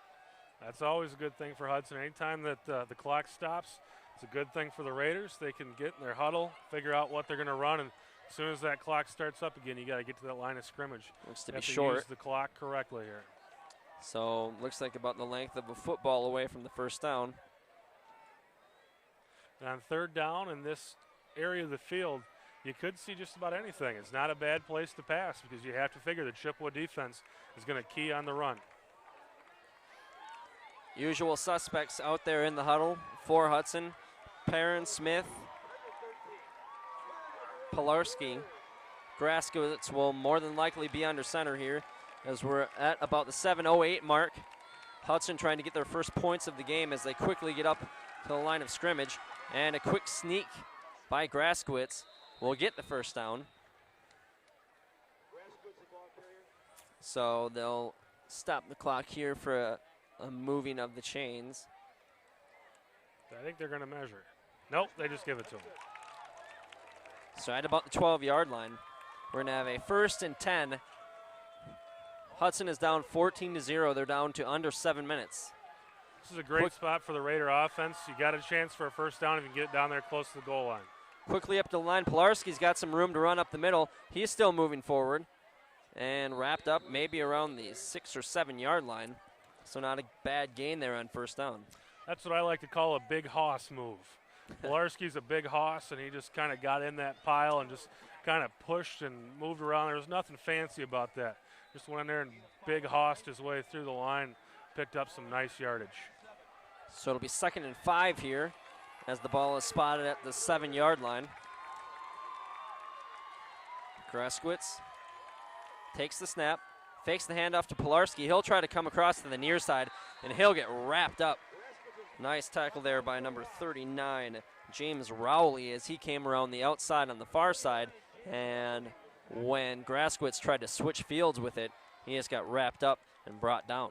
Rowley's another one of those guys that's getting a few looks from some Big Ten schools. We haven't really called his name much tonight, but made some big plays in Chippewa Falls' first 2 games, and you'll see him playing Saturdays next year. Graskowitz under center. We've got 2 wide receivers. Smith in motion, back to pass. Graskowitz looks for Vandenbroek, and he fell down on the play. Maybe some feet tangled, but no penalty is called. So we're going to have a 4th down here for Hudson, and this is make or break time for the Raiders. Yeah, the crowd wanted an interference play, but the way where the ball was thrown there, I don't think it was catchable. So 4th down here. And about 6, it looks like. They threw it on 3rd down. They're probably going to throw it again here on 4th. Graskowitz takes the snap. He's looking for Vandenbroek again on the fade. And that one gets knocked down. Great defense there as they went for the fade to Vandenbroek. And it is broken up by the Hudson Raiders. And that is number 5, Darren Gullickson on the defense. Mitch Olson was there too. He's the all-conference defensive back. They just about came down with the interception, but couldn't have been thrown better by Graskowitz. Put it up there. His receiver was bigger than the other guys, but just came down to 2 guys against 1 guy, and they just kind of pushed him out of the play. It's all about positioning, body position, and controlling the air on those fades. And Graskowitz, put it in there, but it looked like Vandenbroek couldn't quite get the position on the 2 defenders. That's exactly what happened. It was body position. There was 2 guys against 1 guy. Couldn't have been a better throw, and it was really a nice attempt there by Vandenbroek to pull that down. So expect Chippewa Falls to run the ball here a couple times. Hudson, you got to hope to stop the clock here. Actually, we're going to have a flag on the play, and we're going to have a delay of game. Wow. So push it back 5 yards. Well, that certainly helps out the defense. Didn't seem like they were in the huddle that long there, but That's what confused me when I come out here and I don't see a play clock, and you say they just They just kind of know that it's It's a judgment. Well, it's not a judgment. It's a clock that the referee that stands behind the quarterback has that clock. Well, either way, they didn't get it off in time on that last play. It'll be a 1st and 14, I believe is what they called it. Handoff up the middle, and the Cardinal keeps pushing forward. Finally wrapped up. Jared Jackwish gets tackled after picking up some of that yardage. Looks like most of that penalty yardage has been gained back. Boy, I couldn't help but follow Michael Adams there with the camera. I thought he had the ball, and it was looking like he was breaking away. And you got to think that the Raiders are really keying on Michael Adams right now. And that time, Jackwish got it. Olsen still under center. He's seen the majority of the snaps tonight. Handoff up the middle. There's Adams. He'll get out to about the 15-yard line. He'll set up a 3rd and 4. That clock is ticking down, and Chippewa Falls is more than happy just to go ahead and keep running it, but it's 3rd down and about 3.5 here. This is going to be a big play here if Hudson wants to have a chance of getting back in this game.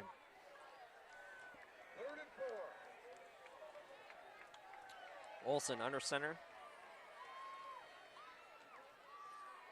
He'll take the snap. Looks like Adams has it again, and he'll rush forward, and he will look like he has the 1st down as he's dived out to about the 21-yard line. Yeah, I think he definitely has the 1st down, and that's going to cost the Hudson Raiders good 2 or 3 more minutes now. That was a big play, and it's pretty much going to put this game out of reach unless the Raiders can come up with a turnover here. So if Chippewa Falls can just hang on to the ball, it looks like this game is in hand as we're about 4:08 left in the game. 14-0, Chippewa Falls is up. Olsen under center. Adams with both touchdowns here tonight for Chippewa Falls.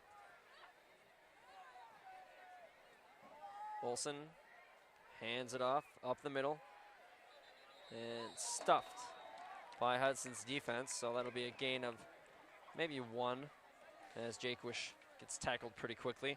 But Adams, the main offensive weapon last weekend, also this weekend has the 2 touchdowns for Chippewa Falls, and really that's just 2 big plays by him have been the difference in the game. And the Cardinals are using all of that play clock too. By that time, they really took their time before they snapped the ball there. They're going to try to go ahead and run this clock down as much as they can. Down to 3:10 left. Like you said, taking their time in the huddle. Olsen will pitch it to Adams. Adams dances around. He's able to dive ahead to about the 31-yard line. Looks like timeout is called by Hudson. So this could be Hudson's last stand here as it's about 3rd and 1, just under 3 minutes. Hudson burns one of their timeouts.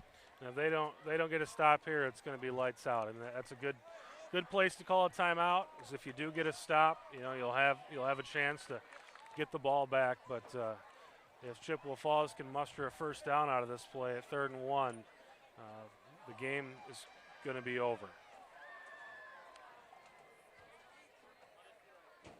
So Adams had a 24-yard run with 5:45 left in the 3rd, with the extra point good, made it 7-0. Then he had about an 80-yard run, which he looked like he was getting stopped in the backfield by Hudson, but he was able to run all the way upfield untouched pretty much after he got past the line of scrimmage, and he ran in for about an 80-yard touchdown. An extra point there made it 14-0, and that's where we stand. Adams is a pretty slippery runner. There's been a few times tonight that it looked like he was going to get stopped, and he just wasn't. He's fast, and he can make some moves. Any chance for Hudson rests on a stop here. Olsen under center. Could see a sneak here. Actually, he'll hand it off, and that'll get run up the middle, and that will more than likely be a 1st down and probably the last chance for Hudson to try to get the ball back. Yeah, this is a tough place to start your season in the Big Rivers Conference, to come and play the defending champions, but I think it was a great opportunity for Hudson. They had a chance to come in here. They played with the defending champs for a whole 1st half of the game, matched them blow for blow. They got to feel good about that. The 2nd half is a couple big plays, and that's what keyed Chippewa Falls touchdowns. Ball at about the 35-yard line. Chippewa Falls has it. 2:25 left in the game.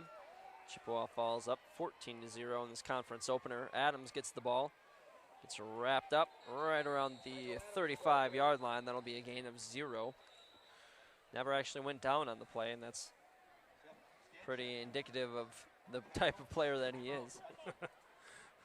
The Raiders use another timeout here, trying to stall this out and give their defense a chance to maybe pull a ball out of there and have an opportunity to turn over and a chance to score. You got to keep playing, and that's the way you coach your kids, to tell them to keep playing and never stop. So that's the way you have to coach too, and that's what the coach is doing here. He's going to try to lengthen this game out and give his defense an opportunity to strip a ball, or if for some reason Chippewa Falls were to try a pass here, obviously to get an interception. But Hudson's got to come out of this game thinking that they played neck and neck with the conference champions of last year and the team that's favored to win the conference again. Next week they take on Rice Lake, who's playing superior tonight. From what we've seen out of Hudson defense and really out of the offense, I think that they got to feel pretty confident going into that Rice Lake game next week. Yeah, you take away 2 plays or 3 plays, and it could easily be 14-0 the other way. Absolutely. So just pretty much Adams took this game and, ran away with it. And that's what he did last week, too. That's what he does.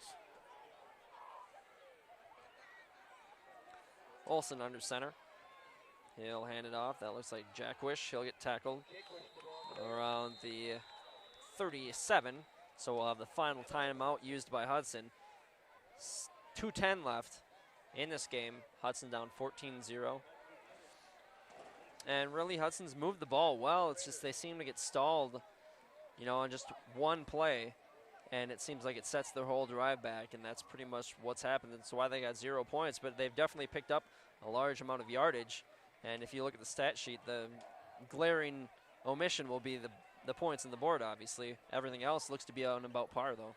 Yeah, they've moved the ball a couple times pretty well in the second half, but stalled out near the end zone. And in the situation they were in the game, it really didn't lend well to sending your field goal kicker out there. So you go for it on 4th down. And Chippewa Falls has got some great players on defense. They've got a ton of speed, and they've got some guys up front that can move the pile too. So 3rd and 8 here. Hudson needs a stop here if they want the ball back. Hand off to Jaquish, and he will get stopped right around the 41. So it'll set up about a 4th and 4. You'd have to expect the punt team to come on the field. You don't want to stop here if you're Chippewa Falls and then get a quick strike and put Hudson right back in the game, but I don't see a punter coming on the field. Chippewa Falls has got the best punter in the conference. If they don't punt, I would be quite surprised. I think you're gonna see a punt here, and with the clock ticking, they're gonna go ahead and let this clock tick down and probably call a timeout, then send their punter out there to go ahead and try to pin the Hudson Raiders deep. That's exactly what happens, as looks like timeout is called by the Cardinals. So they'll switch teams here, as the special teams unit will more than likely come out after giving their offense a nice round of applause. The final time, more than likely, they'll come off the field, barring a score and a kneel down. Yeah, with 1:30 left on the clock here, by the time they punt it and the ball's declared dead, you're probably going to have about 120 to run your offense, and most likely probably around 80 yards to go to get there. So, you may just see the Raiders just run their normal offense, try to pick up a couple first downs and gain some momentum going into next week. Throwing the ball downfield here and giving up another turnover I don't think it's a good idea. It's just going to crush your team. I'd just go ahead and try to get a couple first downs and try to build for next week. It seems like the big plays that have gone negatively for Hudson have been the passes when pass was expected. So the last thing you want to do is damage the confidence of your quarterback by throwing him in that situation. So we'll have to see what they decide to do, as this ball is recovered by the Cardinals at the 28 in an unnecessary move by number 2 as he dives under the ball. But I guess do what you got to do to prevent a big play. That's a guy with a lot of heart that's frustrated right now. I think a lot of these kids came in here tonight thinking this was their chance to make a statement to the rest of the conference. And, everyone else reads the newspaper tomorrow, it's not going to look like much of a statement, but they got to feel good about themselves. They came in, went toe for toe with Chippewa Falls, and just came out on the wrong end of the scoreboard here. Graskowitz comes out with 4 wide, though, so it looks like they're trying to stay in this game. Quick pass by Graskowitz, and there's that interception. And this one's coming back to the 23, and exactly what we just said, the pass in a situation where pass is expected. And that's a pretty expected result in that situation. Yeah, you don't want to give Chippewa Falls an opportunity to do that. Coach Reykjavik's classy enough. He's not going to try to run up the score here on you, but it just kind of leaves your offense with a bad taste in their mouth. They go home knowing the last play there on the field was a turnover. In that situation, a turnover doesn't hurt so much because you're kind of out there just rolling the dice anyway. But a tough way to end the night for the offensive team. And it seemed like a rather harmless play. I mean, if you're going to pass, there's conservative in nature, but just got tipped up in the air, and we'll have to expect a couple kneel downs here as there's 1:12 left in the game. 1:12 left, and I believe Hudson has used all their timeouts. Chippewa Falls doesn't really need to even attempt a real play here. They're just going to go ahead and knee it out and call it a game. And next week, the Hudson Raiders back at home, and they'll take on Rice Lake, who is playing Superior tonight. A couple other games going on around the conference tonight. Of course, you've got Eau Claire Memorial and Eau Claire North in this area tonight. There's a game going on in Carson Park. That game, Eau Claire Memorial at River Falls tonight. Eau Claire North at home tonight, taking on Menominee as Joe Labuta's squad 1-1 right now and looking for their first win on the conference slate. And then once again, Rice Lake taking on Superior tonight. And that's who the Hudson Raiders will meet at home next week. And I think we saw some scouts from Rice Lake last week at the game. They're going to have a look at Chase Graskowitz. And last week, Graskowitz was breaking loose. I think Rice Lake's probably going to key a bit on him. But with the multi-dimensional running attack that Hudson has, it should be an interesting game next week. As Rice Lake, they like to run around with plenty of different players. They throw a lot of different looks at you, too. So it should be an interesting game next week. So, as the final second clicks off the clock, the game is over. Hudson falls to 2-1 on the season, 0-1 in the Big Rivers Conference. And Chippewa Falls goes to 3-0 on the season and gets their first conference victory here in their first conference home game against Hudson here at Doe Field. Was a great showing by the Hudson Raider faithful, though. Boy, they must have brought over 300 or 400 people. I think that's pretty impressive. I think the folks in Chippewa Falls probably appreciate that. To see that kind of contingent to take the hour and 20-minute drive over here is pretty impressive. Of course, the fan buses came over from Hudson too, but really impressive showing by the parents and the students. Brings so many people over here for this game. And the team, they played very well too. They come out of it on the wrong side of it, 14-0 loss. But like we said earlier, they played the first half as good as you could play against Chippewa Falls, and they seemed to be moving the ball well and seemed to be coming up with some stops on defense. But Chippewa knows how to win. They've been winning now for the last 3 or 4 years, and they just came out in the second half and put the game away. Yep, and the 0 on the board, not really indicative of how Hudson's offense played. They didn't play to a caliber of 0 points. It's just in the situation they were faced when they were moving down the field, they needed touchdowns, and that kind of forced their hand when they get in some 4th and long situations where maybe you kick a field goal. You do that, but just the hand they were dealt here in the second half, their opportunities to score were pretty much, touchdown needed opportunities. So could have easily been, a couple points put up on the board by Hudson, and a couple big plays by Adams. You flip those around and you have a completely different game. So yep. The Raiders moved the ball well. The defense, even though they gave up 14 points, they gave up a few big plays. They definitely looked better than they did last week. They made some great tackles. They made a couple turnovers, and they looked like they were ready for a Big Rivers Conference season. And we're going to get 7 more chances at this. The season's not over. Chippewa Falls, they'll have to play Menominee, and they'll have to play River Falls, who looks really good this year too. So you just keep on chugging, and and know that you lost to probably the best team in conference, so not a big deal. You just go out next week and get that momentum back. So final score here at Delray Field, Chippewa Falls Cardinals 14, Hudson Raiders 0. Hudson will go for their first conference win next week. Chris Larson will be flying solo on that game. How do you feel about that? I'm looking forward to it. I mean, you hold this whole thing up. I mean, you're the captain of the ship, but every once in a while you got to hand the wheel over, and it should be a lot of fun. So, for Chris Larson, I'm Paul Winkles, and this game can be seen on Channel 15 throughout the week, and then we'll have next week's game as well. So thank you for watching, and we'll hopefully Hudson can get their first conference victory next week.